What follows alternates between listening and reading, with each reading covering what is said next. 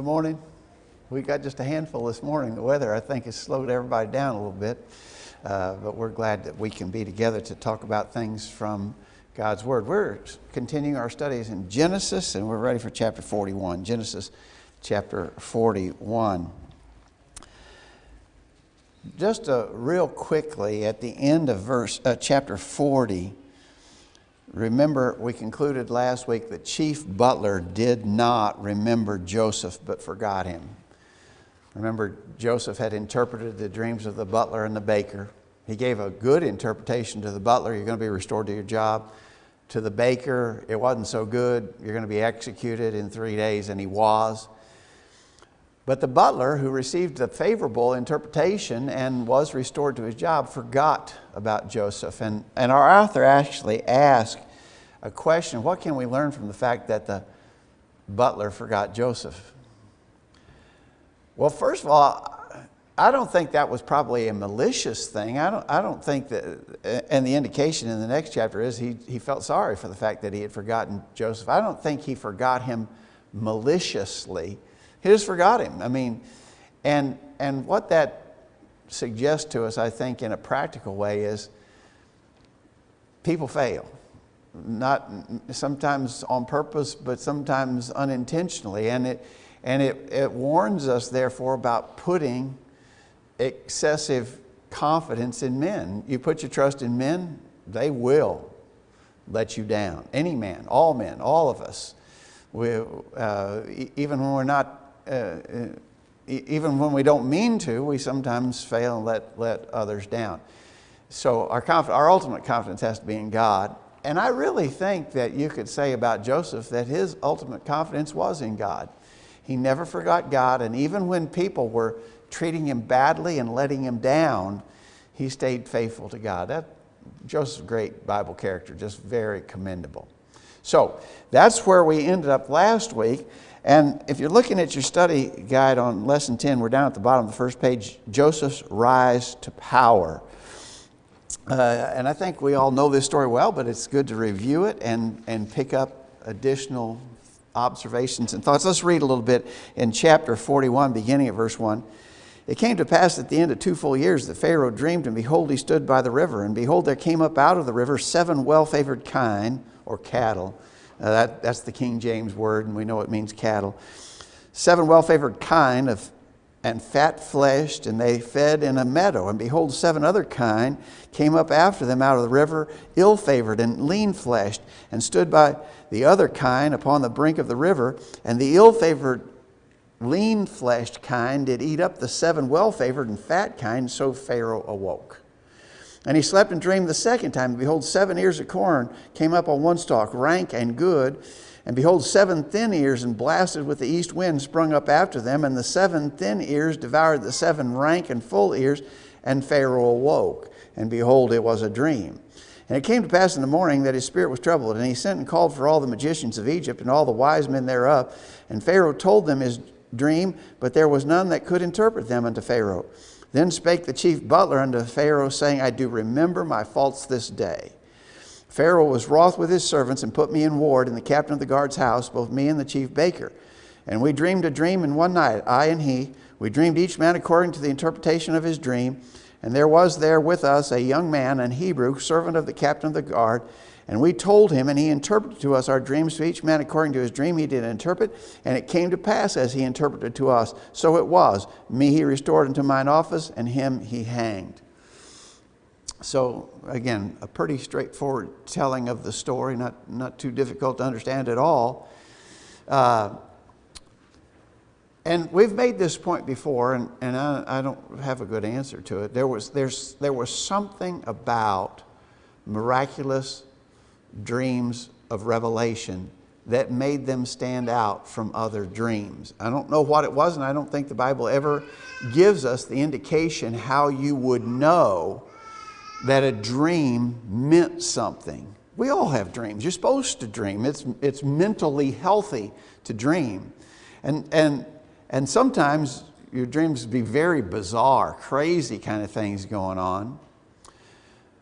Most often, we immediately forget those dreams, and just instance after awaking, you can't remember or retell what was going on in your dream. These dreams that had a prophetic revelation in them seemed to be different because whenever it happened, the people who had them could remember them and tell them in very intricate detail. For instance, another dream, this is a famous episode. Another famous episode was Nebuchadnezzar's dream. Nebuchadnezzar could remember it in vivid detail. So there was something different, I think, that seemed to indicate to the people who had received the dreams that this is not normal. This is not like usual. I dream every night, but this dream is different than a dream I've ever had before. Would be there. I throw that out there simply to say I don't know, and I don't think the Bible explains to us how they knew that their dreams had special meaning, but seems like they did. So Pharaoh had two dreams of very similar nature: 7 fat cows devoured by 7 lean cows, 7 good stalks of grain devoured by 7 terrible stalks of grain. But he could. Now, there's kind of an interesting difference here with Pharaoh and Nebuchadnezzar that we mentioned a minute ago. In this instance, Pharaoh told what his dream was. It says there in verse 8 that he called for the wise men and he told them what his dreams were, but they said, we can't make sense of that. That was different than Nebuchadnezzar. If you remember Nebuchadnezzar, when he had his dream, he called in the wise men and said, tell me what my dream means. Well, you got to tell us the dream first. We'll tell you what it means. And Pharaoh said, no. If you can tell me what the dream was, I'll know that you are able to interpret it. But if I tell you first, you'll just make up an interpretation. So Nebuchadnezzar wouldn't do that. But here Pharaoh did. He told them the meaning. But even at that, they said, we don't make sense of that. We don't understand what that means. But it is at this point that the butler remembers. He says, I do remember my faults this day, verse 9. He remembered, and you get the idea that he made a promise to Joseph that he would remember him, and he didn't. So he acknowledges as a personal fault of his that he didn't remember Joseph, who was unjustly in the prison. This is not a week or two later. The chapter starts out that at the end of 2 full years. So Joseph is languishing in the prison for a long time. After he had hopes that the butler would help him out, he hangs in there for 2 more years, suffering the unfair treatment that he had been exposed to. I think a lot of us would have just given up. Said it's not fair, it's not right. And God's not, if there is a God, He's not treating me right, and I'm over it. I'm done with it. I quit. But did you notice, we'll read this in a minute, almost the very first words out of his mouth when he gets before Pharaoh is that interpretations belong to God. He hasn't forgotten God. I think a good takeaway from that is other people can treat us wrong. You can treat me wrong, I can treat you wrong, whole bunches of people can treat us wrong. It is never an excuse for us to take that out on God. Joseph didn't. I think highly to his credit. Person after person after person is doing him wrong. And it's not a mild matter either. He's in prison. He's been sold as a slave and now he's suffering in prison. One place that we read actually called it a dungeon. There in chapter 40, verse 15, I've done nothing that they should put me into the dungeon. So don't get the idea that this prison that he was in was like one of these white collar facilities. In our justice system, there's different kind of prisons. And if you're a hardened criminal, they might put you in one kind of prison. But if you just maybe a as they call white collar criminal, maybe you've just done a little tax fraud, They put you in a place that's pretty nice. It's not like behind bars. You're in a pretty relaxed setting. This was a dungeon. I think that's probably a really good word to describe the kind of facility that he was being held in. And yet, in all of that, he never accused or blamed God. And so Joseph, really incredible. Any thoughts up to that point? Anybody? Tom, any thought? When Joseph come before Pharaoh, he just didn't come out of the dungeon and just go into Pharaoh. He made some preparations before he agreed to it. Yeah. He shaved, he cleaned, changed his clothes. He had respect for the individual he was going to talk to in his prominent position. I think you're right. And go back to these interpreters. When it sort of says that they couldn't interpret. Evidently, they could never agree on the interpretation. If Pharaoh called one of them in, they'd tell him one thing. Called another one in, they'd tell him something else.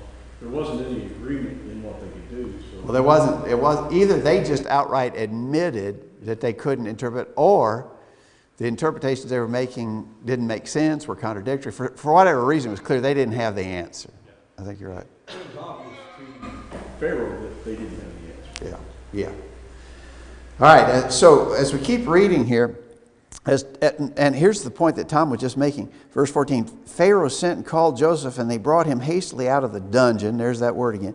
And he shaved himself and changed his raiment and came in to Pharaoh. And Tom was making the point, and I think it's a fair point. There's a way of presenting yourself toward people who deserve respect. If you were called to the White House to have a interview with President Trump, whether you like President Trump or not, if you were being called to the Oval Office to meet the President of the United States, you would act and dress appropriately. I mean, unless you're just some kind of inexcusable rebel, you would do that whether you like the particular president that you're addressing or not. And that's what you see here in this verse. And I think you can make this point several other places in Scripture. People in positions of honor deserve our honor and respect. And that goes for civil authority. And if it goes for civil authority, if it goes for men, how much more so for God? There's always the question of how should we dress when we come to worship? Well, that's a judgment call, obviously, and nobody is enforcing a dress code on us concerning how we dress when we come to worship. But don't forget, how we dress does convey how we feel about the person that we're attending to. It just does. You cannot say otherwise. And so for that reason, that needs to be factored in when we make the decision about how we present ourselves in worship. Again, you can't make that point without somebody saying, "Oh yeah, well you're trying to enforce a dress code." No, absolutely not. We're just saying, here's something for you to think about. Think about it.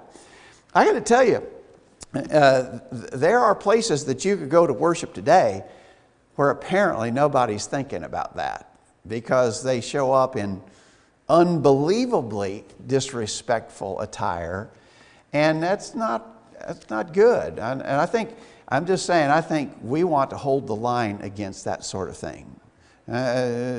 You make your judgment. Nobody's enforcing a dress code. You make your judgment, but this is something to consider as you make your judgments, and it's just an inescapable truth. It's not my point. It's just a reality. Deal with it. Tom?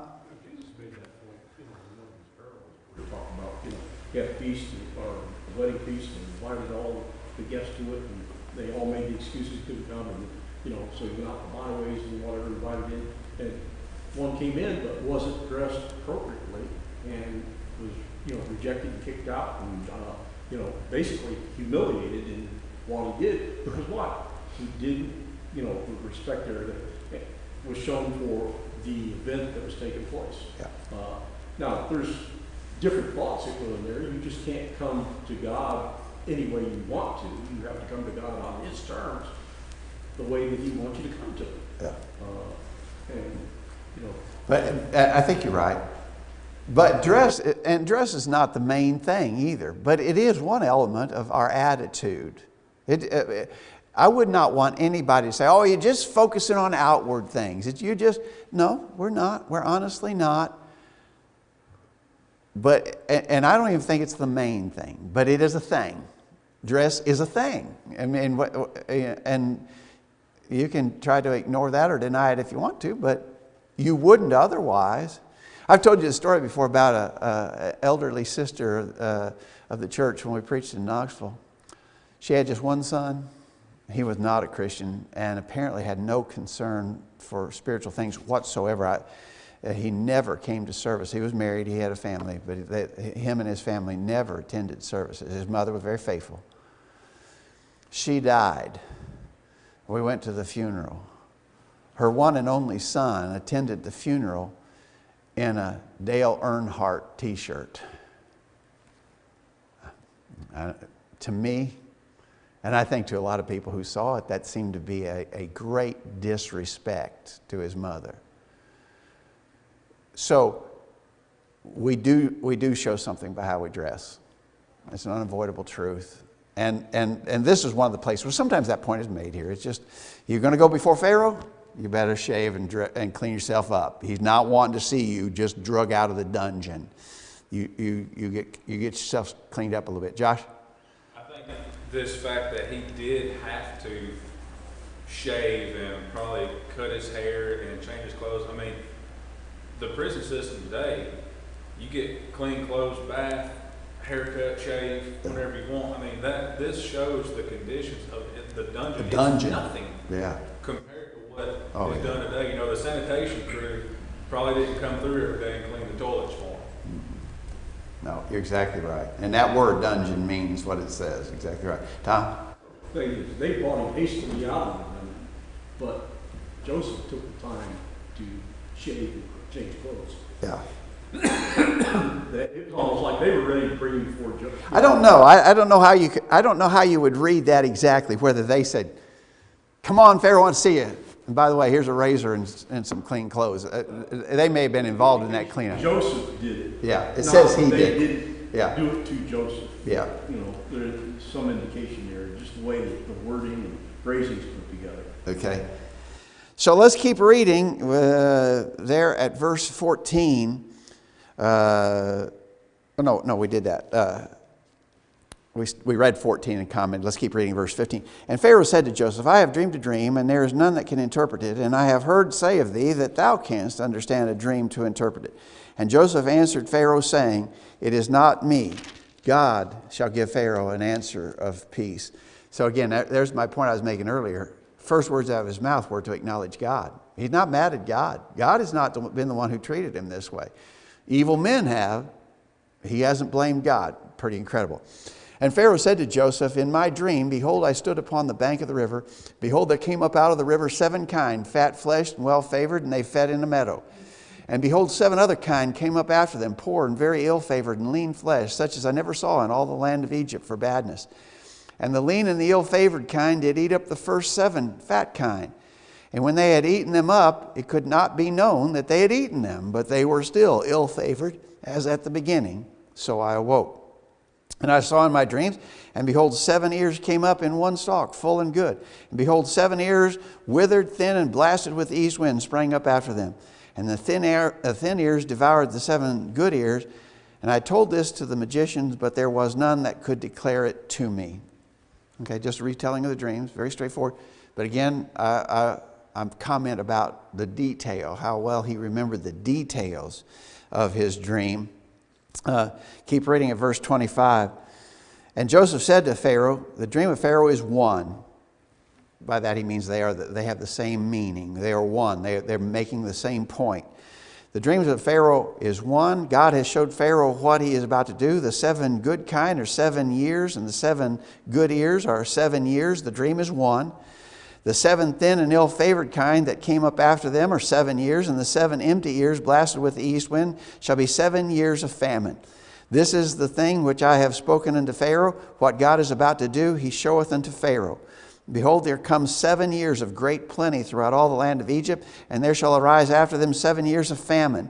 And all the plenty shall be forgotten in the land of Egypt, and the famine shall consume the land. And the plenty shall not be known in the land by reason of that famine following, for it shall be very grievous.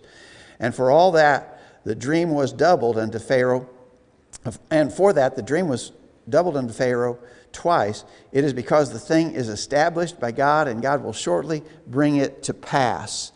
All right, so again, an easy reading there. And Joseph doesn't waffle at all. He doesn't say, maybe, or... Now, if you think about it, it could mean this. He's emphatic, isn't he? The first words out of his mouth are, God's going to give the interpretation. And these two dreams mean the same thing. They are one. They mean the same thing. And at the end of his telling, he says the fact that the dream was doubled just emphasizes the fact that God intends it to come to pass. And Joseph also uses the word shortly. God will shortly bring it to pass. And so there's no uncertainty in Joseph's words. He is very clear. This is what is just about to happen. It is set. It is confirmed. God's going to cause it to happen. And the double telling, he says, is just a confirmation of the reality. All right. Again, pretty straightforward, not hard to understand. But Joseph has an idea. Now this, I wonder about this. Let's read it. Verse 33. Now therefore let Pharaoh look out a man discreet and wise, and set him over the land of Egypt. Let Pharaoh do this, and let him appoint officers over the land, and take up the 5th part of the land of Egypt in the 7 plenteous years. And let them gather all the food for those years that come, and lay up corn under the hand of Pharaoh, and let them keep food in the cities. And that food shall be for store to the land against the 7 years of famine, which shall be in the land of Egypt, that the land perish not through the famine. Now, my question to you is this. Was that part of God's revelation to Joseph? This is how we ought to handle it. Pharaoh, my advice to you would be is appoint somebody to take in 20% of the grain every year for these 7 years of famine, or 7 years of plenty rather, against the 7 years of famine that will follow. I'm not sure. I don't know. There's really not an indication that this was a part of God's revelation to Joseph. I wonder if this wasn't just Joseph's good sense. He is a man who has exhibited good sense and diligence. Remember when he was sold to Potiphar's house? Potiphar raised him right to the top of the list. When he was put in prison, he was raised right to the top of the list. This guy has good sense. He's intelligent. He works hard. I guess if you pressed me, I'd be inclined to believe this was just Joseph's suggestion, more so than a part of God's revelation. I don't know,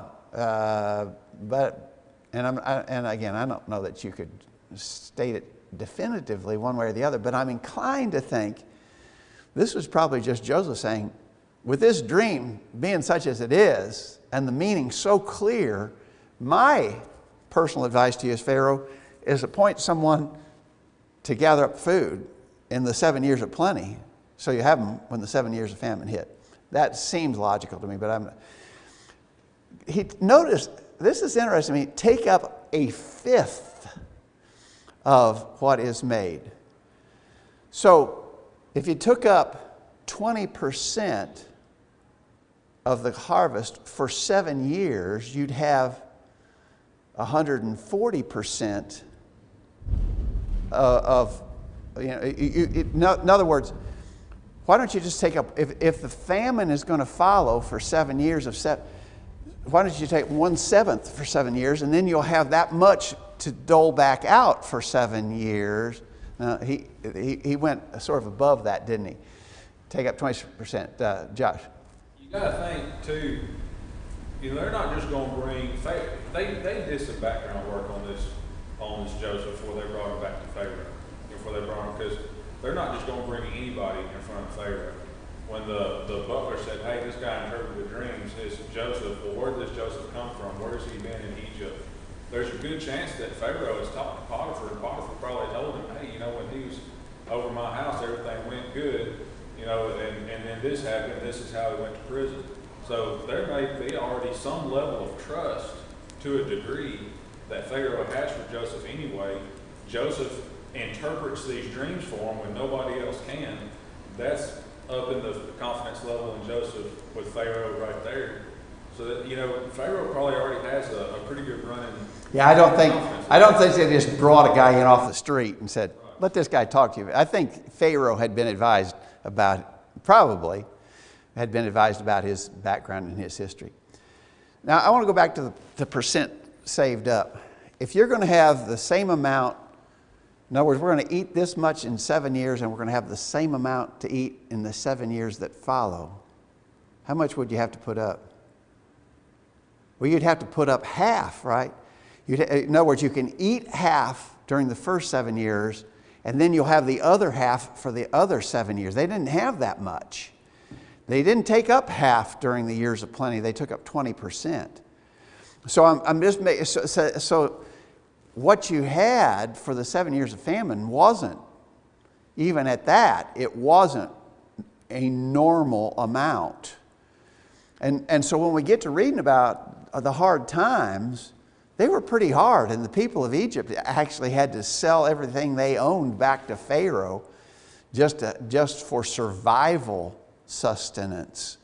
So Joseph had a good plan, an excellent plan, but even at that, those 7 years of famine are going to be devastating. Monty? I think it's important to remember that in the 7 years of plenty, the food was extremely abundant, the crops. So even at that, just 20% of that might have been was enough. still a huge amount, because as it describes it, it got to the point they wasn't even keeping up how much. There was so much of it. Yeah. They was building these store cities and all that. Yeah. It was an extremely abundant time, and the people probably didn't. So you're good. Your point's good. The 7 years of plenty, 20% was more than 20% of a normal harvest.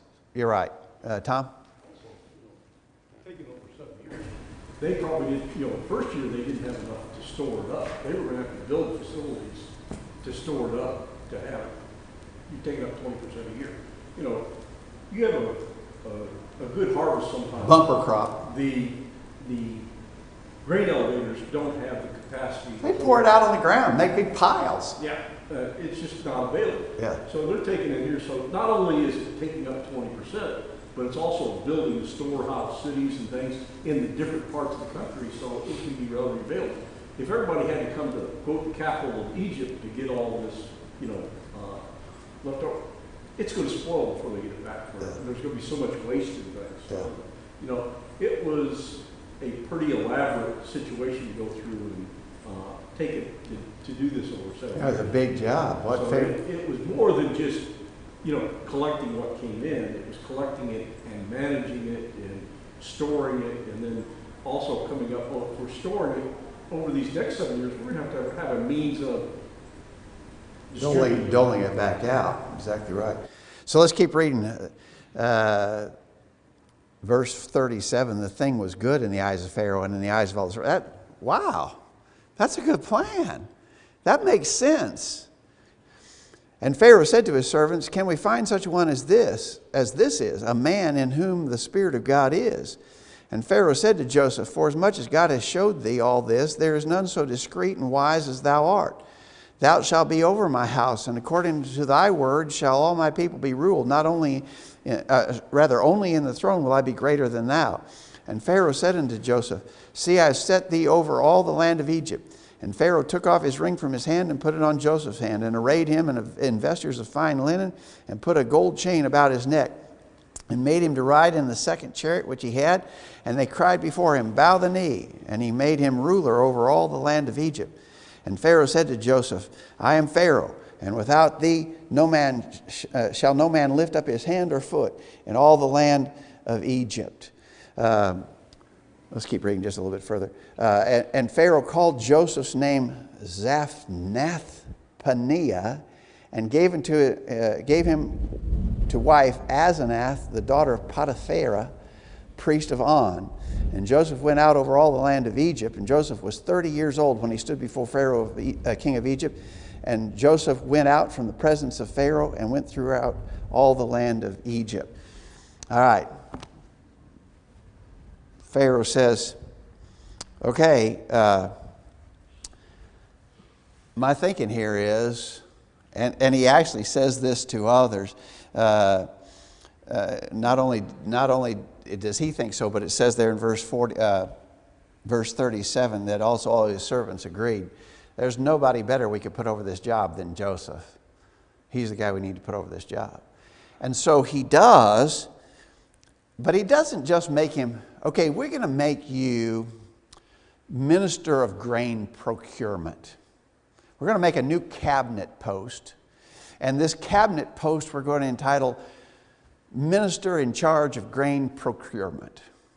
And that's your specific job, and that's your limited authority, gather up grain. He doesn't do that. He elevates him to right under Pharaoh himself, second in command. He says, nothing is going to be done in the whole land of Egypt unless you say so. He gives him his signet ring, and that was really a significant thing. You know, the ring was the sign of the king's authority. And it may very well been, I think it has been demonstrated in various times, that you would use that ring to stamp things. Maybe there's a document and they drip wax on it and you seal it with the signet ring to show that it's official from the king. He gives Joseph that kind of authority. He has the authority of Pharaoh. Nothing happens in the land of Egypt unless Joseph says so. Pharaoh basically just turns it over to him. And probably as a sign, maybe to be a sign not only between them, but maybe as a sign to the people of Egypt. He gives him the head priest's daughter as wife. You know, we read a lot of times about arranged marriages between royal families, two different countries, and their sons and daughters marry to it's a show, a demonstration of the diplomacy between the two nations. This was probably a significant thing in view of what would the people think. Someone might raise the objection, oh, Joseph's marrying outside of Israel. He's not supposed to do that. Well, remember, that law hadn't been given yet, right? That law hadn't been given yet, so we don't have to worry that somehow or another Joseph's doing something he shouldn't be doing to marry a foreign wife, because the law about marrying foreign wives hadn't been given yet. And so this is all still on the up and up. But I'm going to tell you, they just drug him out of the dungeon, and he had to shave and clean himself up before he could appear before Pharaoh. And now they arrayed him in vestures of fine linen and put a gold chain on his neck. You talk about a complete turnaround. Now he's enjoying the luxury of position of authority in probably what was the richest country of the world in that particular time. So Egypt was a very rich and prosperous place. Pharaoh was a very rich king. And so now Joseph has gone from the dungeon to enjoying the luxuries of high rank in a very prosperous country. Complete turnaround. Amazing turnaround. Tom? Joseph says, God gave you the instruction. And then Pharaoh says, after this, he says, since God has informed you of this, it doesn't look like, Pharaoh questioned who God was. It's like, he was aware of God. We know that when Abraham went down there, what's that, close to 400 years before, there was an indication that Egypt recognized who God was. There were things that, God's still dealing somewhat with the Gentile people. So there's a possibility, there's some concept. I think he knew who the God of the Hebrews was, but that doesn't. He was probably a polytheist who believed there were lots of gods. Yeah, you Hebrews got we got our gods too. But as you said, he knew that there was a God of the Hebrews at least. And then he says in verse 38, can we find such a one as this, a man in whom the Spirit of God is? So he said, at least as far as Joseph, your God is in you and with you. He acknowledges that. I think you're right. All right. Let's read to the end of the chapter then. Oh, by the way, and I think we read this, verse 46. we just read, Joseph was 30 years old when he stood before Pharaoh. So we know, if you go back to chapter 37, in chapter 37, verse 2, these are the generations of Jacob. Joseph, being 17 years old, was feeding the flock and so on. So he's 17 years old when he's sold by his brothers into slavery. Now he's 30. All right? So 13 years have transpired since his brothers sold him. You don't think during that whole time that Joseph was desiring to be free, for his situation to be changed, for things to get better? He certainly was. There's no doubt that he would be. We make the point a lot of times, God's timetable is not the same as our timetable. And sometimes we just have to keep doing the right thing. It may not be paying off. It may not look like it's paying off. I keep doing the right thing and bad things keep happening to me. I keep trying to do the right thing and people keep mistreating me. I give up. Well, how long has this been going on? 5 or 6 weeks at least. 5 or 6 weeks. Come on. Joseph was in this predicament for 13 years, and he kept doing the right thing. Pretty impressive. Tom? It's going to be another 7+ years before his brothers come down to buy grain, because the famine was already going on. They had gotten to the point where they didn't have anything. They'd heard that, Egypt had something, so they basically went to find out. So here now it's been 20+ years since they sold him into slavery. So when we get into these next chapters, and when they come before him and they don't recognize who he is, if you hadn't seen somebody for 20 years, I've got relatives that I haven't seen for, since I was, 13 or 14 years old, or maybe 17 at that time, and it's been 20 some years. I wouldn't recognize him if I passed him on the street. It's been more than 20 years since you were 17. But still, even after 20 years, you look back at yourself, in pictures. Yeah, you recognize yourself, But somebody else might not. Yeah. Exactly right. All right, let's read to the end of the chapter then. So verse 47, in the 7 plenteous years, the earth brought forth by handfuls. There's what Monty was saying. This is not a normal crop. This is way above normal. And he gathered up all the food of the 7 years which were in the land of Egypt, and laid up the food in the cities. The food of the field, which was round about every city, laid he up in the same. And Joseph gathered corn as the sand of the sea, very much, until he left numbering, for it was without number. And unto Joseph were born 2 sons before the years of famine came, which Asenath, the daughter of Potiphera, priest of On, bare unto him. And Joseph called the name of the firstborn Manasseh, for God, he said, hath made me forget all my toil and all my father's house. And the name of the second he called Ephraim, for God hath caused me to be fruitful in the land of my affliction. And the 7 years of plenteousness that was in the land of Egypt were ended. And the 7 years of dearth began to come, according as Joseph had said. And the dearth was in all the lands, but in all the land of Egypt there was bread.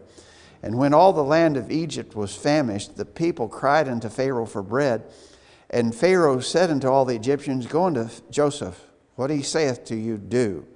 And the famine was over all the face of the earth. And Joseph opened all the storehouses and sold unto the Egyptians, and the famine waxed sore in the land of Egypt.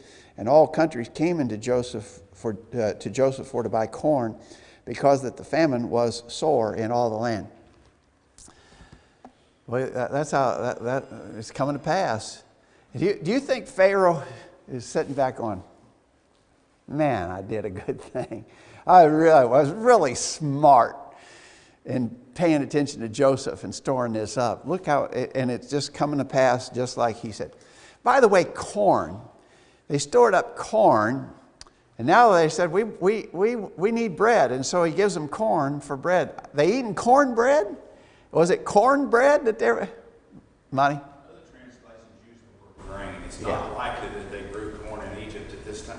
Yeah, corn as we know it is a... So the English translators in the King James use the word corn, but it would have been more accurately translated grain.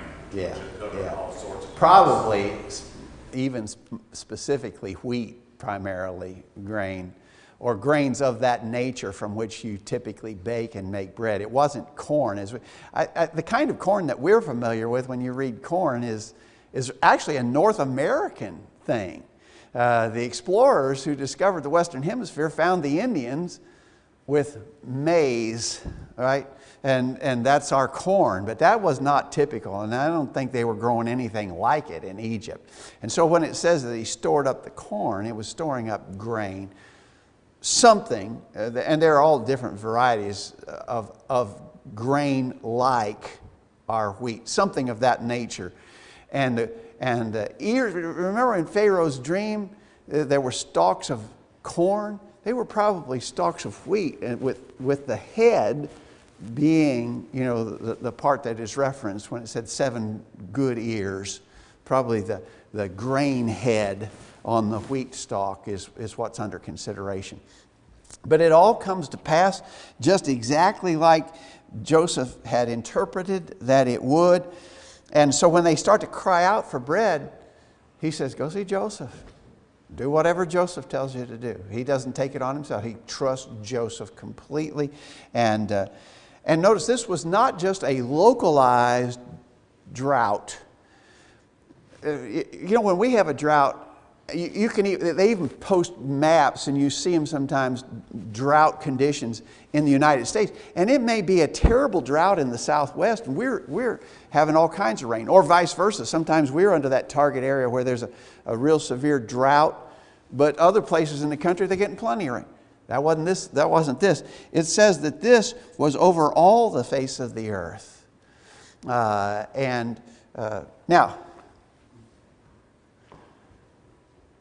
did God bring that to pass, or did it just happen? Was it a miracle, or did it just happen? What do you think about the drought? This will be our last point. We're out of time. Monty? I think that we tend to think that God established the world and just started it, and it sort of runs on automatic. But if we look toward the end of the book of Job, God asked Job, who makes the sun come up every day? Who makes the different things in nature that he mentions happen? So God's in continuous control of our world, of our universe and everything in it. So for him to have caused a drought or a time of plenty, either one, wouldn't technically be a miracle because it's what he's been doing all along. He's been in control and determining how things is going to be on a day-to-day basis from the way he talked to Job. So even though he caused it, and I believe he specifically caused it, it wasn't technically what we consider a miracle. It's just this is the way he decided things was going to go this period of time. That's right. I think we would not use the word miracle, but I do believe we would say God brought it to pass as had been prophesied. But God can bring things to pass in ways other than miracles, and God can use natural means to effect his purposes, and I think that's what we would see here. I think in the case of Elijah with King Ahab that we recently read about in our daily Bible readings, there was a long famine, no rain, and then God brought the rain to an end. How did he bring the rain to an end? Remember, Elijah's servant said, I see a little cloud, just the size of a man's hand, coming up out of the ocean. He says, go tell Ahab he better get home fast because there's a flood coming. But how does rain come? A cloud forms and it comes over the land and it dumps its water. That's not a miracle. But God can make those things happen through his providential power. All right. Good comments, everybody. Lord willing, we'll pick that up there next week.